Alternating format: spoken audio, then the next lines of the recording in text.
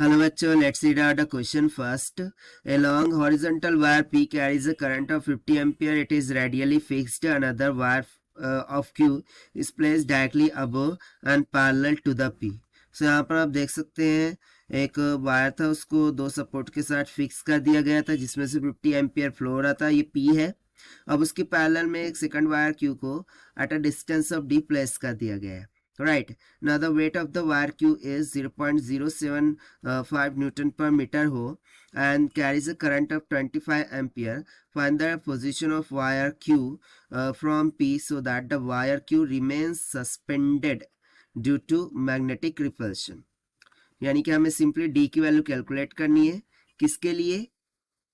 ताकि ये Q और P एक दूसरे के साथ इसी डिस्टेंस पर मेंटेन रह सके.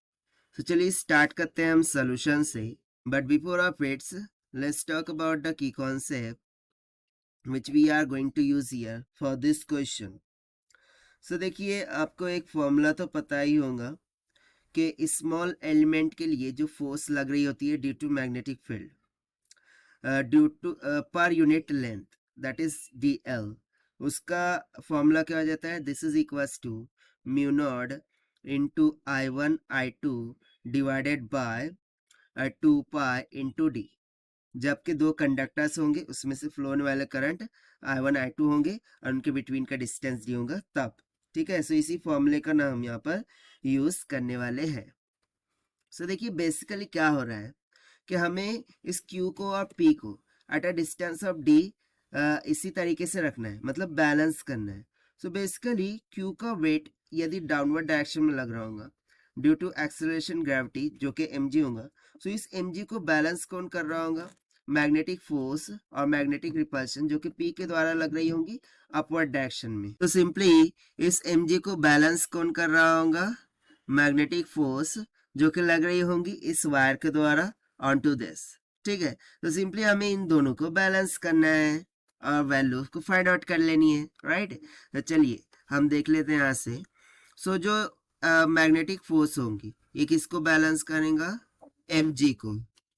बट बेसिकली हमें force per unit length calculate करना है. सो इसको हम दोनों तरफ L से क्या करेंगे? डिवाइड कर देंगे. सो यहाँ से क्या हो जाएगा? Fm by L this will be equal to ना mg by L. इसका मान हमें दे रखा है किसके बराबर? 0.075 न्यूटन पर मीटर के बराबर. और उसी के साथ साथ हमने कंसेप्ट में फोर्स पर यूनिट लेंथ का फॉर्मूला लिख के रखा था. सो उसे यहाँ सब्स्टिट्यूट करेंगे, हो जाएगा mu naught times of I1 into I2 divided by 2 pi D के बराबर. राइट. जहां पर I1 इसमें से फ्लो होने वाला करंट है और I2 इसमें से फ्लो होने वाला करंट है. Right. So this will be equals to 0.075 newton per metre. So हमें कैलकुलेट करना है D. So D will be equals to, ठीक है, D को यहाँ पर ले जाएंगे, बाकी सब टर्म्स को उधर लिख आएंगे. सो म्यू नॉट का वैल्यू होता है 4.10⁻⁷. I1 कितना दे रखा है? 50 of ampere multiply by I2 कितना दे रखा है? 25 एम्पियर. ओके. डिवाइडेड बाय कितना हो जाएगा? 2 पाई इंटू ये उधर जाके डिवाइड कर देंगे 0.075. राइट.